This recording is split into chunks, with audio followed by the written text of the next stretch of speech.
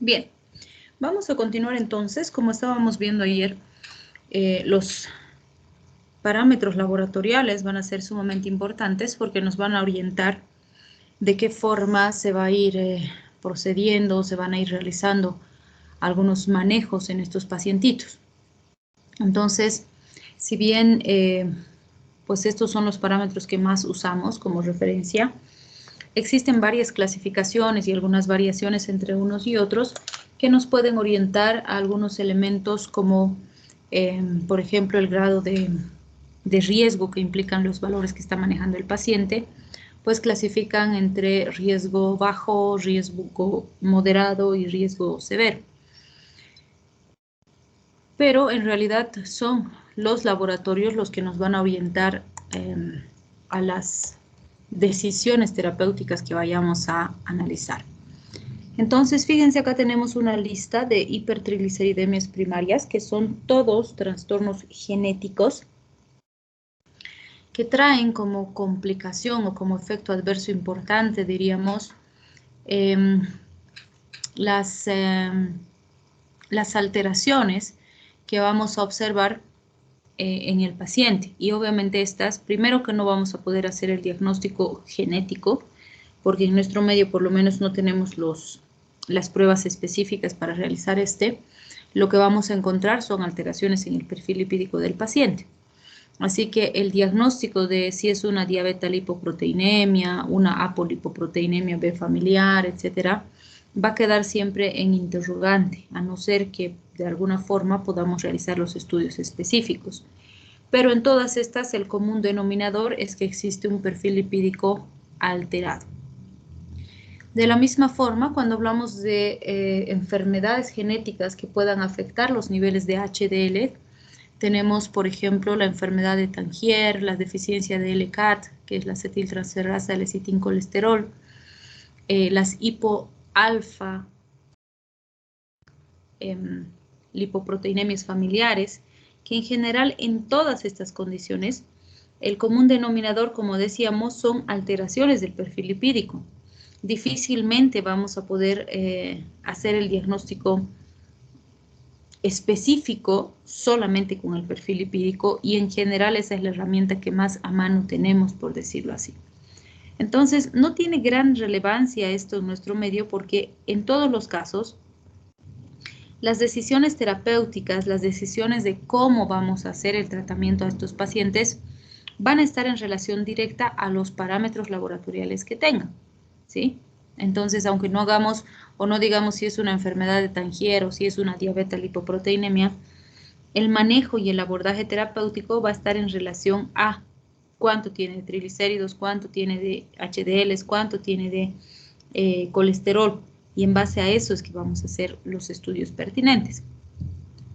Por lo tanto, fíjense, cuando hablamos del tratamiento específico, vamos a buscar evitar y combatir factores de riesgo.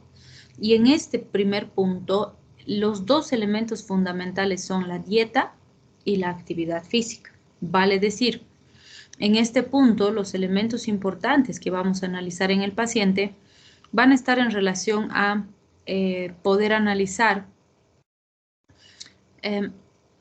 la alimentación del paciente y hacer correcciones pertinentes para que el paciente tenga una alimentación más saludable. Y en segundo lugar, la actividad física o el nivel de desgaste que tiene el paciente en relación a lo que ingiere o a lo que consume. Y si logramos controlar de forma bastante eficiente estos dos parámetros, es mucho más, si quieren, factible lograr alcanzar niveles adecuados en el paciente, porque vamos a ir buscando una estabilización progresiva de los hábitos saludables del paciente. Como siempre les digo, si el paciente pretende que solo tomando fármacos va a estar bien y su perfil lipídico va a ser una maravilla, es absolutamente irreal, falso, porque siempre decimos el fármaco no es una varita mágica, el fármaco no es algo que va a tomar el paciente y mágicamente todo se va a solucionar y se va a acomodar y el metabolismo se va a corregir. No funciona de esa forma, ¿sí? todos los elementos relacionados a esto son sumamente importantes. Ese paciente tiene que cambiar sus hábitos de alimentación, sus hábitos de vida, pero lo tiene que hacer de una forma real, de una forma en la que esto sea sostenible en el tiempo. No nos sirve de nada que un mes se cuide el paciente para que después el siguiente mes vuelva a ser el mismo desastre y desorganización de su vida que siempre.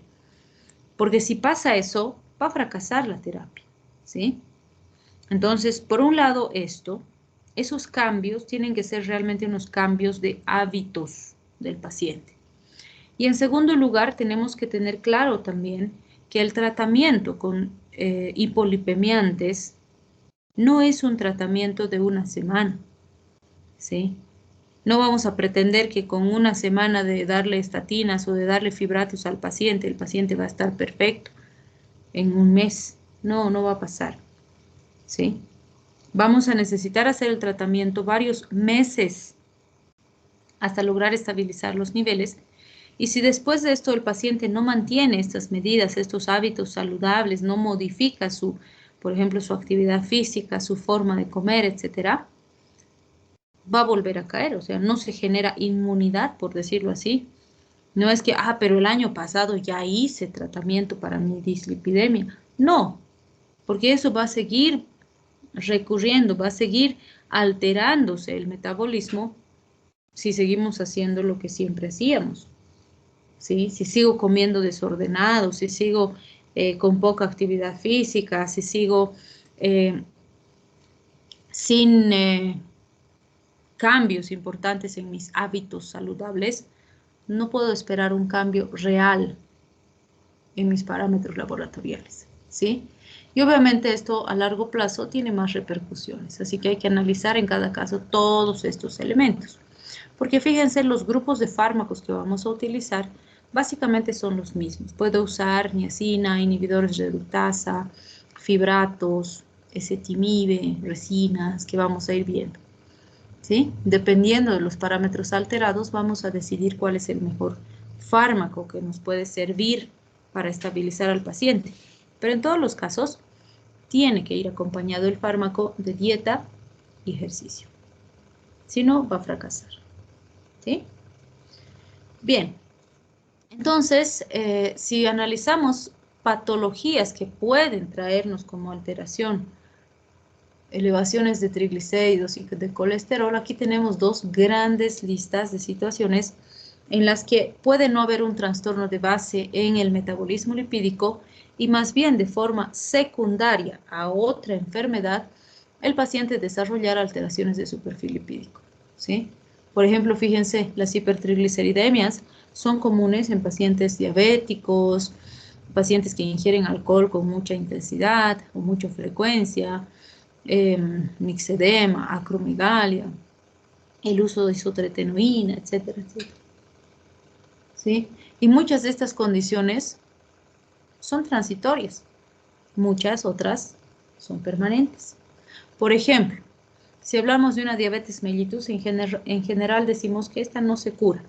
Hacemos tratamiento del paciente y en el tiempo vamos a ir viendo si el paciente se mantiene estable, controlando ciertos parámetros, factores, pero va a tener que estar medicado constantemente.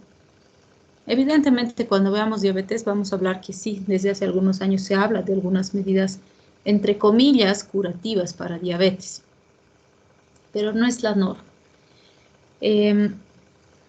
Entonces, en ese caso, por ejemplo, siempre vamos a tener que vigilar al paciente porque, entre comillas, la enfermedad de base no se cura, ¿sí? Pero si fuera, por ejemplo, que mi paciente tiene hipertrigliceridemia porque consume isotretinoína,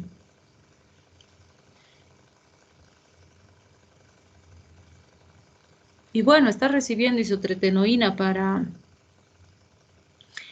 poder controlar su acné, ¿sí? Está con mucho acné. Entonces, eso va a ser transitorio, ¿sí? Probablemente haga tratamiento, no sé, de unos 2 meses o de un año, dependiendo del grado de acné que tiene, ¿sí? O si realmente está produciendo mucha alteración, puedo suspender la isotretinoína, esperar a que se estabilice el paciente y luego vuelvo a retomar. porque es algo que no es permanente y que se puede modificar sin repercusiones importantes en el paciente, ¿sí? En el caso de las hipercolesterolemias, también, fíjense, hay condiciones permanentes y condiciones modificables. Por ejemplo, el hipotiroidismo, en general no lo voy a modificar, puedo hacer tratamiento del paciente, pero no lo voy a cambiar. O el exceso de corticoides, digamos que está con COVID y por eso le he estado dando corticoides en cantidades altas, pero eso no va a ser permanente, ¿no? Qué sé yo, voy a completar 10 días y voy a dejar de darle. Entonces, en base a todas esas características es que vamos a ir decidiendo qué hacemos en cada caso en particular, ¿sí?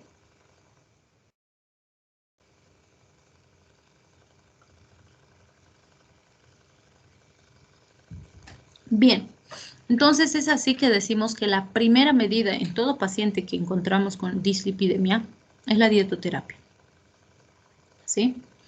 En todos deberíamos hacer modificaciones dietéticas.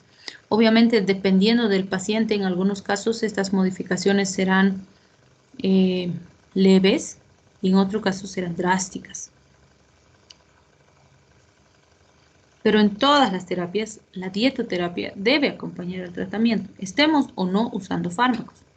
Y vamos a ver más adelante que sí habrá un porcentaje de pacientes en los que la dietoterapia sea lo único que le vamos a dar. No le vamos a dar fármacos, solo le vamos a decir que cambie ciertos elementos en la alimentación. ¿Qué nos dicen los nutriólogos? Del plato que consumimos diariamente, vamos a decir así, la mitad de ese plato deberían ser vegetales. Es decir, este 50% debería ser vegetales. Y de la otra mitad partimos en dos, ¿sí? Y un tercio, este tercio, bueno, este cuarto, debería ser proteínas, es decir, carnes de distintos tipos. Puede ser huevo, puede ser carne de res, de pollo, de cordero, no sé, de pescado. Y este otro cuarto debería ser carbohidrato, es decir, papa, fideo, arroz, etc. Y nos dice además el nutricionista, no debemos mezclar carbohidratos, es decir, que si como papa, pues no como arroz. Si como fideo, entonces no como papa. Pero aquí estamos acostumbrados a que 3/4 del plato sean carbohidratos y le ponen arroz, papa, fideo, qué sé yo, bananitos, yuca más, o chuño, toditos los carbohidratos juntos. Entonces, las proporciones son súper importantes. Siempre les digo, la peor dieta que existe es en la que el paciente no come. Porque luego de golpe se va a desesperar, va a comer y se va a inflar como un globo, el doble de lo que ha bajado va a subir. Pues la peor dieta que existe es en la que el paciente no come. ¿Sí? Y obviamente en esta mitad que son los vegetales, tienen que ser pues verduras, vegetales de verdad, ¿no? El paciente a veces hace trampa, que lo estira una hoja de lechuga como si fuera gran cantidad de vegetal, de fibra, etcétera. Le pone 2 rodajas de tomate y dice, no, pues estoy comiendo la mitad de mi plato de ensalada. Mentira, no es así. Entonces, esto ayuda a cualquier persona. Todos deberíamos manejar estas proporciones y nos mantendríamos más saludables. Pero si es un paciente que ya tiene, por ejemplo, enfermedad coronaria o tiene el trastorno genético, lo que va a determinar que sus parámetros en laboratorio sean realmente altos, no vamos a empezar solo con dieta, ¿sí? Vamos a empezar dieta más, ¿sí? Más fármacos, desde el principio, en estas condiciones particulares. Y obviamente en estos casos es muy probable que estas recomendaciones dietéticas no sean suficientes, así que la dieta le vamos a pedir al nutriólogo o al nutricionista que haga la dieta de ese paciente, para que le diga exactamente qué debe comer y qué no debe comer, cuánto debe comer y cuánto no debe comer, todos los días.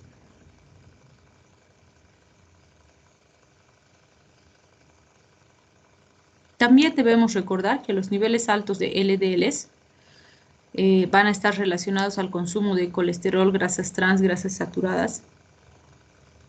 La elevación de los triglicéridos al consumo de grasas totales, alcohol, elementos calóricos. La elevación de las VLDLs al consumo de sacarosa, fructosa, calorías en grandes cantidades.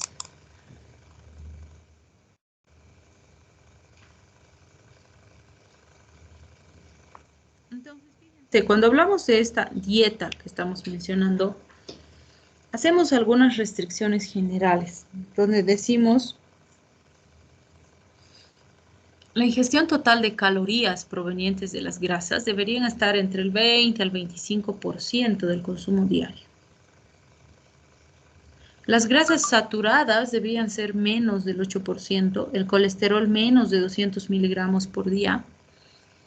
Los carbohidratos complejos y las fibras vegetales deberían predominar porque además estas nos ayudan a aumentar el metabolismo. Consumir más grasas cis monoinsaturadas que son benéficas, que ayudan a eliminar más lípidos. Evitar el consumo de alcohol, incluyendo el consumo de tabaco. Restringir las proteínas, sobre todo las que tienen concentraciones importantes de homocisteína. Entonces, con estas recomendaciones generales, fíjense, podemos conseguir una disminución entre el 10 al 20% de colesterol.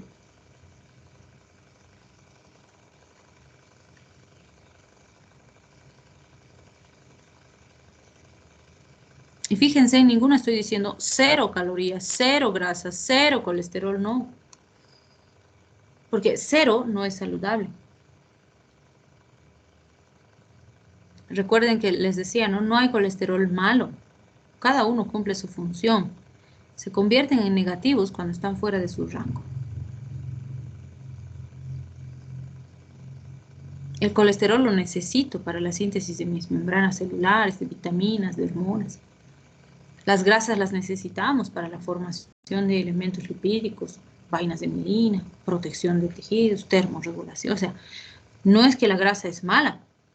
Cuando está en exceso, sí, ahí se convierte en un problema. Entonces necesitamos vigilar estos elementos, ¿sí? Sabemos también que los omega 3, que están más en aceites de peces, disminuyen triglicéridos, tienen actividad antiinflamatoria y antiarrítmica, así que son protectores, por decirlo así. De ahí vienen las recomendaciones de decirle al paciente que consuma más omega 3. ¿Sí? De ahí vienen estas recomendaciones de que estos elementos sean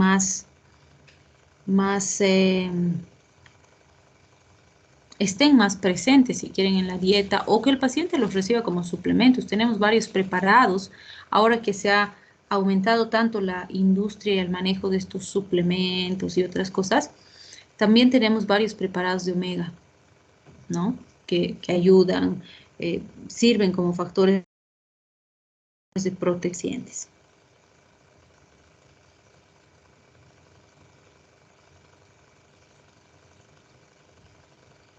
Y bueno, los omega 6 que están más en aceites vegetales aumentan los triglicéridos. Obviamente, si están en exceso, sí se van a relacionar a problemas y elementos negativos, por decirlo así. Bien, entonces básicamente es un trípode donde es fundamental la dieta, la actividad física y los fármacos.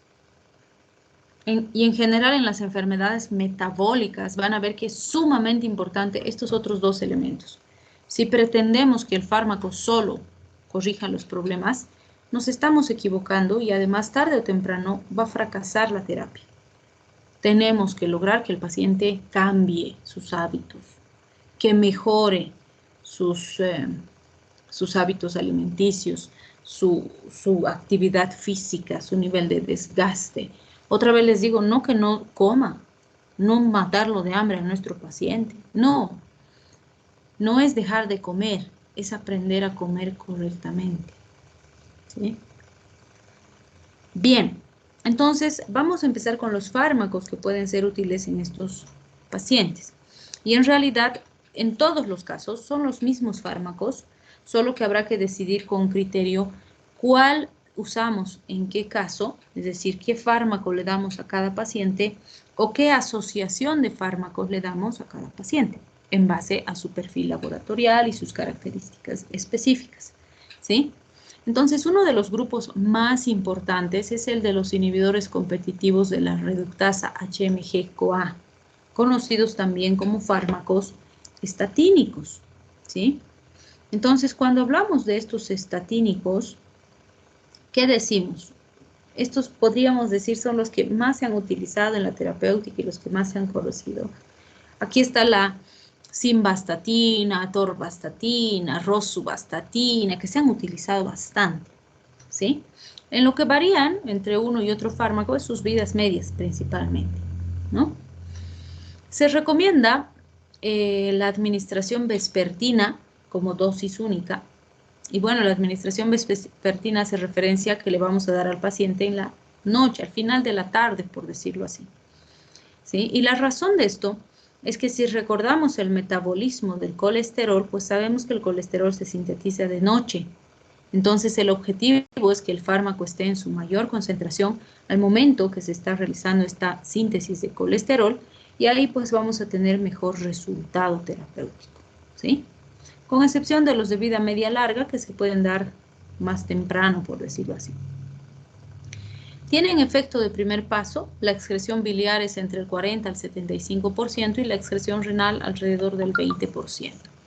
Entonces, ¿cuál es el mecanismo de acción? Su nombre nos está diciendo lo que hacen.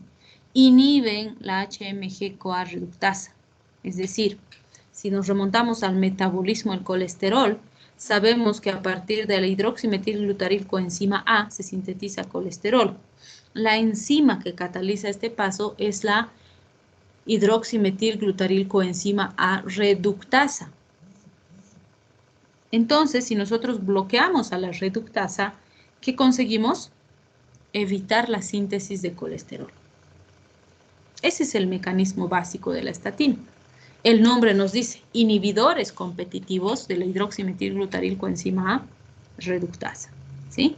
Entonces, ¿qué vamos a conseguir? Primero, que no se va a sintetizar colesterol como debería, por decirlo así. Va a haber menos síntesis de colesterol. Entonces, ¿qué va a hacer el organismo? Va a querer captar más grasas para poder sintetizar más colesterol.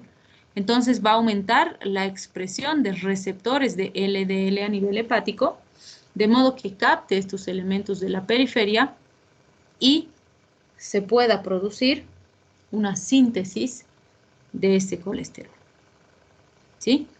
Entonces, por un lado, esa captación de las LDLs va a bajar los niveles periféricos de LDLs.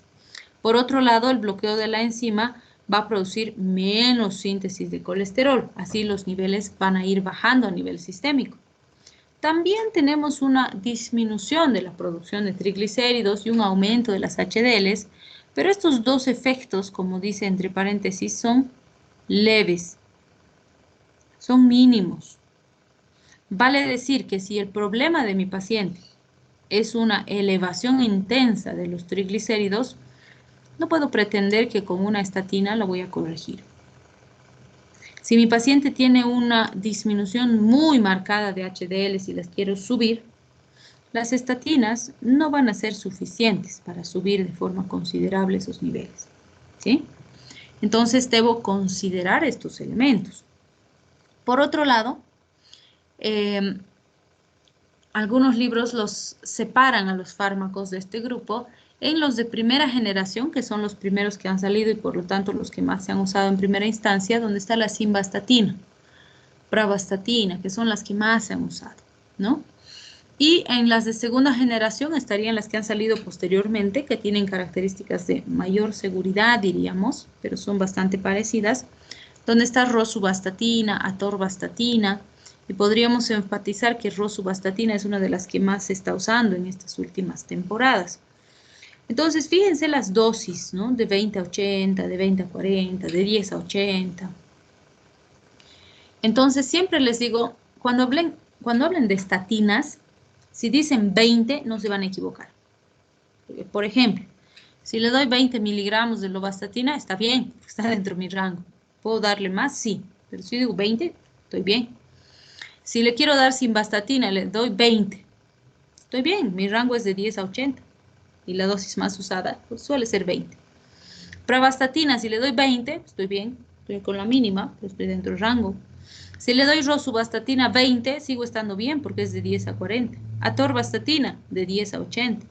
Entonces, fíjense, con toditas, aunque varían un poco sus rangos, si empiezo con 20 miligramos, no me equivoco, porque todas puedo usar 20. Todas. ¿Sí? Entonces, es un punto útil, si quieren, para recordar las dosis de estos fármacos. ¿Qué consideramos? El inicio de acción de la estatina no va a ser inmediato. Y por eso también les decía, no podemos pretender que el paciente va a empezar a tomar el fármaco y que en una semana ya van a estar normales sus lípidos, porque eso no va a ocurrir así.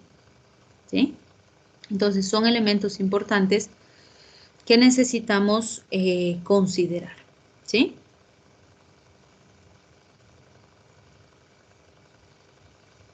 Entonces, un dato importante es, más o menos entre la primera y la cuarta semana vamos a observar ya la disminución importante de los parámetros. Por otro lado, es importante no asociar, por ejemplo, con ciclosporina, fibratos, niacina, eritromicina, antimicóticos. De estos vamos a ver que los fibratos y la niacina son fármacos que también se usan para las dislipidemias. Entonces vamos a analizar por qué. Por ejemplo, cuando veamos los fibratos, van a ver que las estatinas, decíamos, son muy útiles cuando mi objetivo fundamental es bajar colesterol, porque son altamente eficientes con el colesterol. Pero si tuviera, por ejemplo, triglicéridos muy altos, HDLs muy bajas, la estatina no va a ser suficiente, porque su efectividad en estos dos parámetros no es importante. ¿Sí?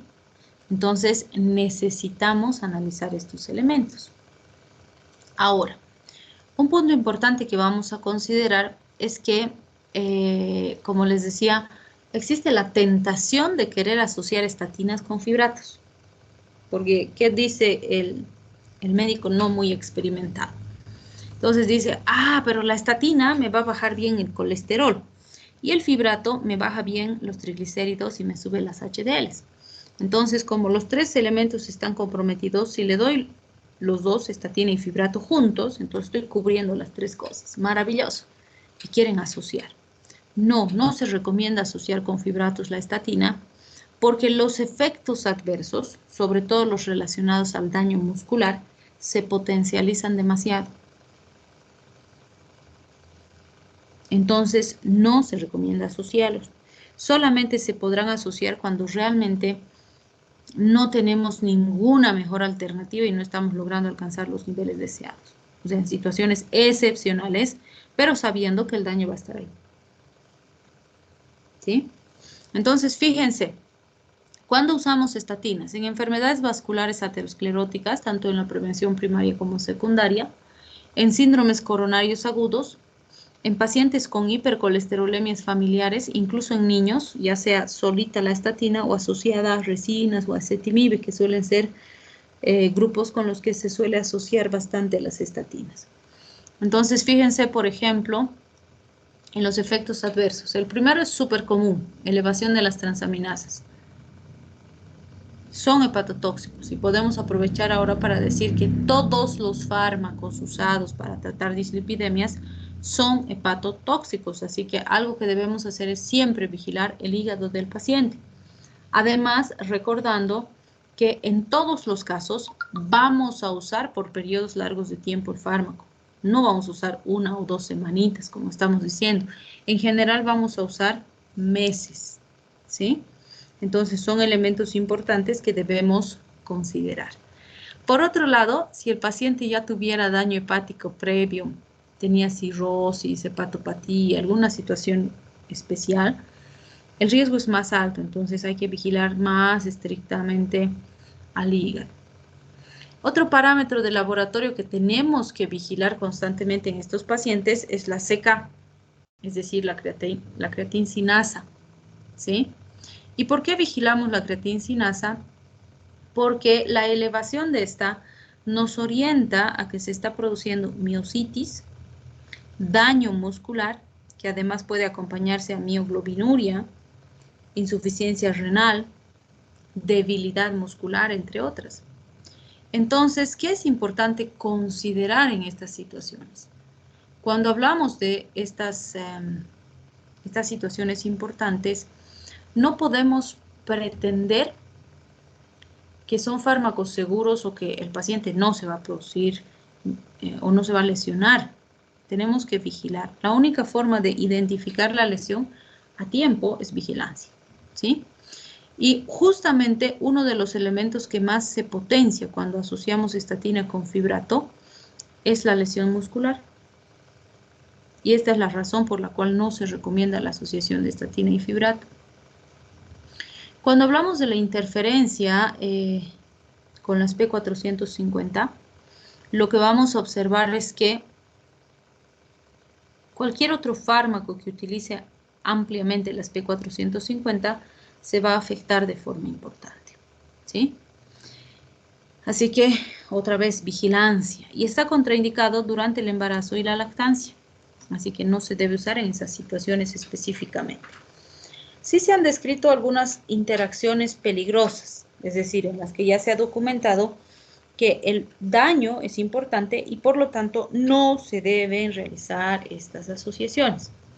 Por ejemplo, lovastatina, atorvastatina, simvastatina compiten con la CYP3A4 con los macrólidos, las ciclosporinas, el ketoconazol, los inhibidores de proteasa del VIH, fibratos, tacrolimus, nefazodona. Entonces, con estos fármacos específicamente, directamente no se debe asociar. Por otro lado, también tenemos competición de fluvastatina, rosuvastatina por la CYP2C9 con ketoconazol, metronidazol, amiodarona, cimetidina.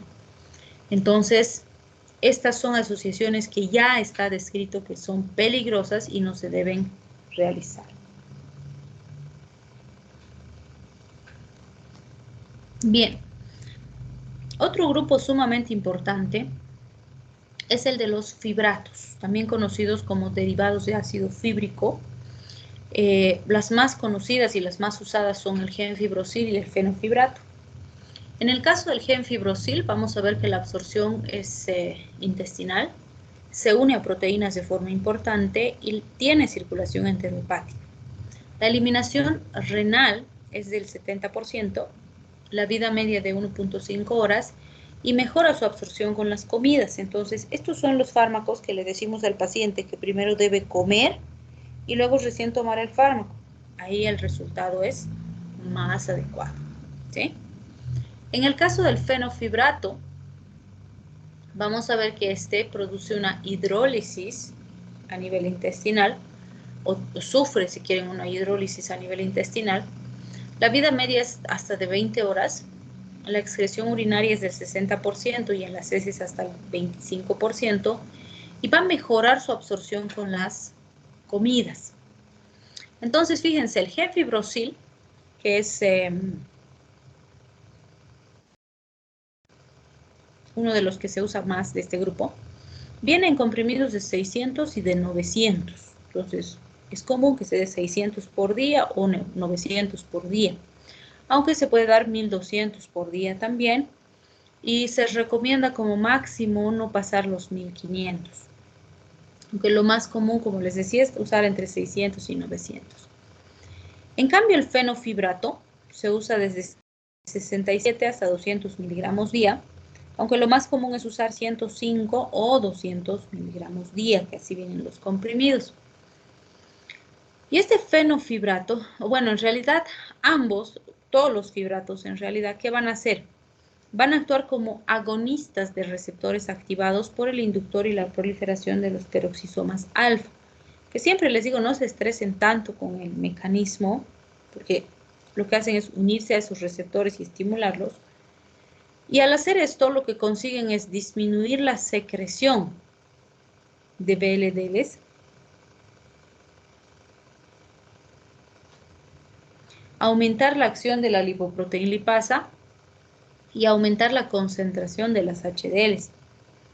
Entonces, básicamente estos fibratos son excelentes cuando tenemos problemas de triglicéridos, es decir, en hipertrigliceridemias marcadas, son muy buenas alternativas porque van a conseguir disminuir de forma muy importante los niveles de VLDLs y de triglicéridos en el paciente y también van a lograr elevar de forma considerable las HDLs. Por lo tanto, son excelentísimas alternativas cuando mi objetivo fundamental es bajar triglicéridos y subir HDLs.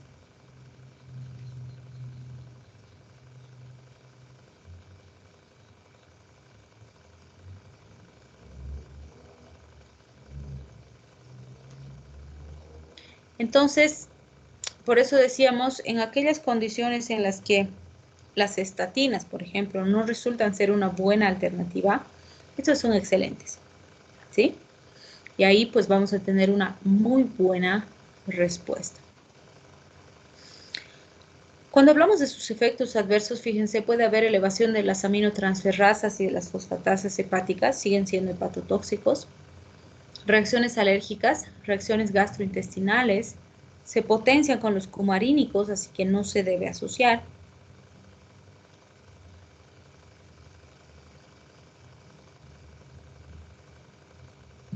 Y puede haber una elevación de litiasis por aumento de colesterol en la bilis, sobre todo en pacientes obesos o pacientes que tienen riesgo. Entonces, ¿qué debemos hacer? Debemos analizar y tratar de mantener siempre niveles de hidratación adecuados y demás para tratar de limitar en el mayor porcentaje posible la formación de litos y que estos litos precipiten y vayan a obstruir algunos conductos, ¿sí? Y algo importantísimo que tenemos que mencionar cuando hablamos de los fibratos es que han debido ver en algunos esquemas de tratamiento de COVID que se está usando el fenofibrato, ¿sí? Y bueno, pues llama la atención, ¿no? Y dicen, bueno, pero este paciente tiene COVID, o sea, ¿para qué le están dando fenofibrato? ¿Cuál sería la utilidad de un derivado del ácido fíbrico?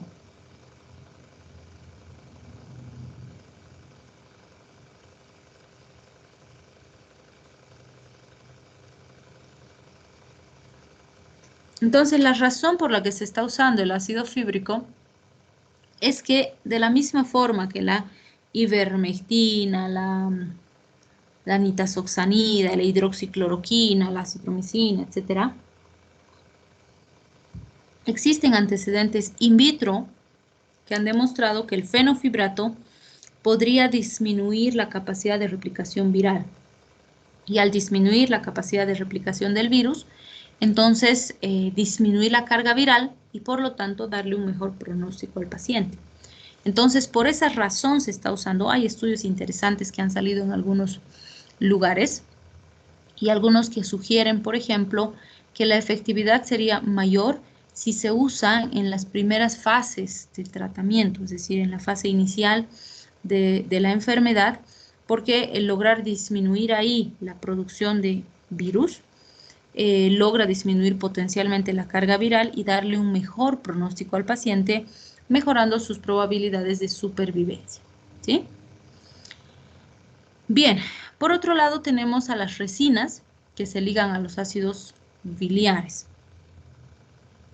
Tenemos, por ejemplo, el colestipol, que hay tabletitas de 1 gramo y se recomienda de 2 hasta 16 gramos por día, cada 24 o cada 12, aunque la más recomendada o la más usada en realidad es de 2 gramos por día, ¿no? La colestiramina viene en sobrecitos de 4 gramos y se recomienda 4 gramos cada 8 horas. Y cuando hacemos la dosificación kilo-peso de 50 a 100 miligramos kilogramo día, pero hay que tener mucho cuidado, sobre todo en pacientitos pequeños. El colesevelam, tenemos tabletitas de 625 miligramos y se recomiendan de 2 a 7 comprimidos por día.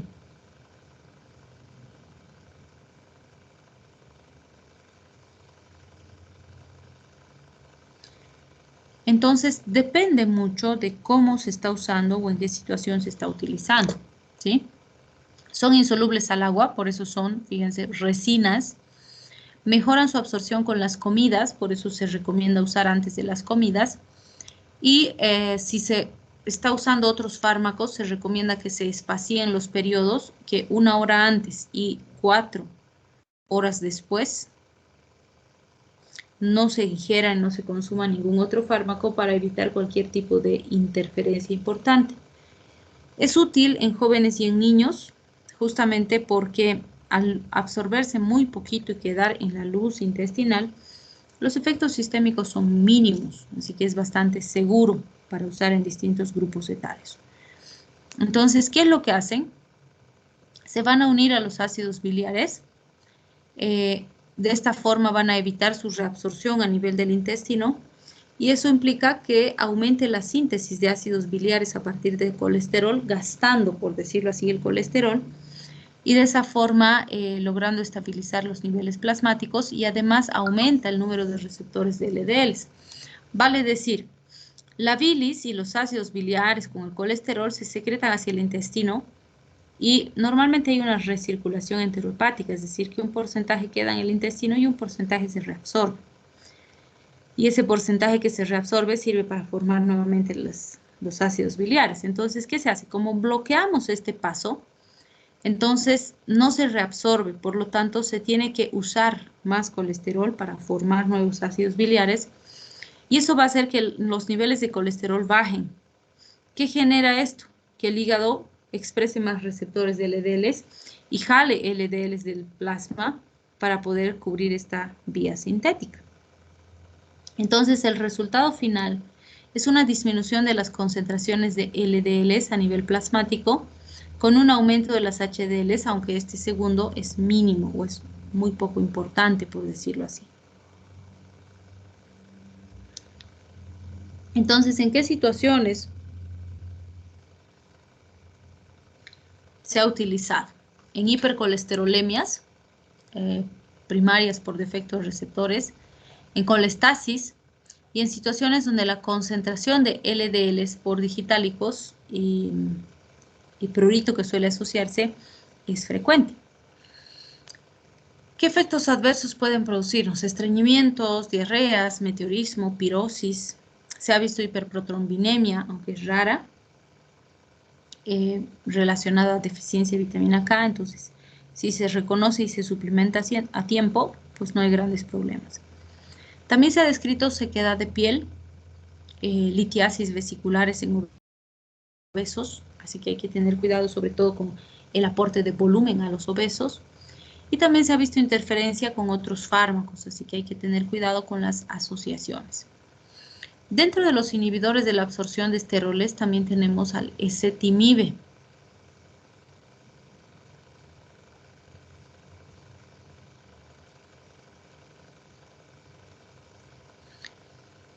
¿Qué vamos a ver de este ezetimibe? Se usa 10 miligramos como monodosis, ya sea solito o asociado a otros fármacos.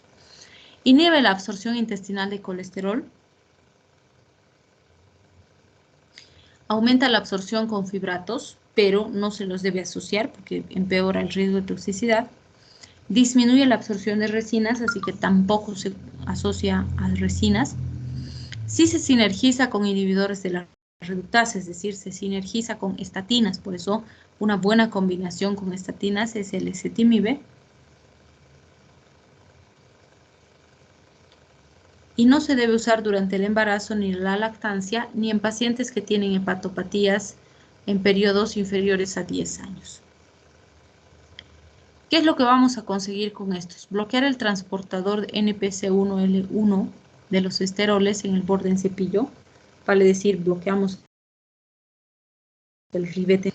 De esta forma se inhibe la absorción de colesterol, que ha sido excretado por la bilis hacia el intestino. Entonces son muy parecidos a las resinas, solo que su punto de acción es un poquito diferente. Pero finalmente van a bajar la concentración de colesterol, LDLs, ApoB, triglicéridos y fitosteroles. ¿Sí? Todos esos elementos van a disminuir considerablemente y las HDLs van a aumentar importante y este aumento se produce en mayor proporción cuando se asocia el fármaco a estatinas. Entonces, ¿cuándo se usa? Cuando tenemos pacientes con aumento de LDLs, cuando tenemos pacientes con fitosterolemias, en hipercolesterolemias primarias,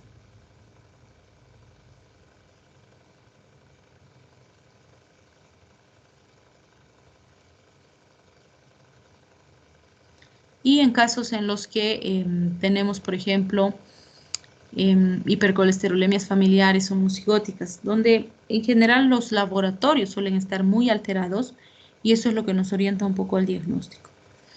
Como efectos adversos se ha descrito cefaleas, dolor abdominal, mialgias, leves alteraciones de las transaminasas, pero no suelen ser de mucha relevancia. Y finalmente tenemos a la niacina. Si recuerdan bioquímica, la niacina es la vitamina B3, ¿sí? También conocida como ácido nicotínico. Entonces, cuando hablamos de la niacina, vamos a ver que esta forma parte del NAD, del nicotinamida adenina-dinucleótido, pero resulta que si bien está participando en el metabolismo de vitaminas, puede ayudarnos a disminuir de forma importante los lípidos.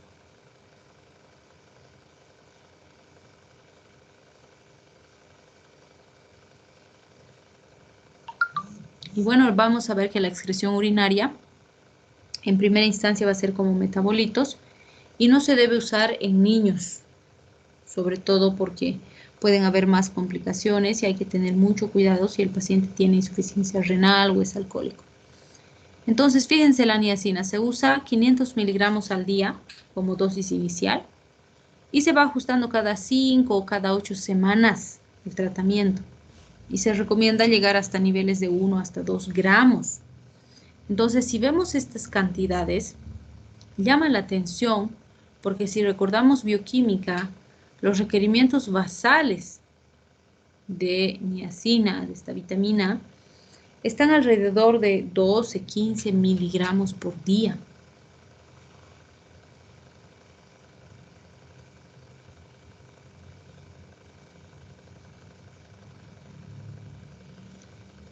Entonces, ¿qué significa esto? Que las dosis utilizadas como tratamiento farmacológico son terriblemente más altas que las dosis utilizadas como suplemento nutricional.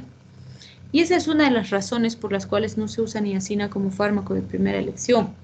Porque viendo su mecanismo de acción van a ver que, pues uno diría, ay, pero qué buenísima la niacina, ¿por qué no les damos a todos niacina? Entonces no se hace. Fíjense, disminuyen el catabolismo de la ApoA1 y disminuyen la secreción de VLDLs por el hígado. ¿Qué nos va a producir esto? Aumenta de la concentración de HDLs. Las aumentan de forma muy importante.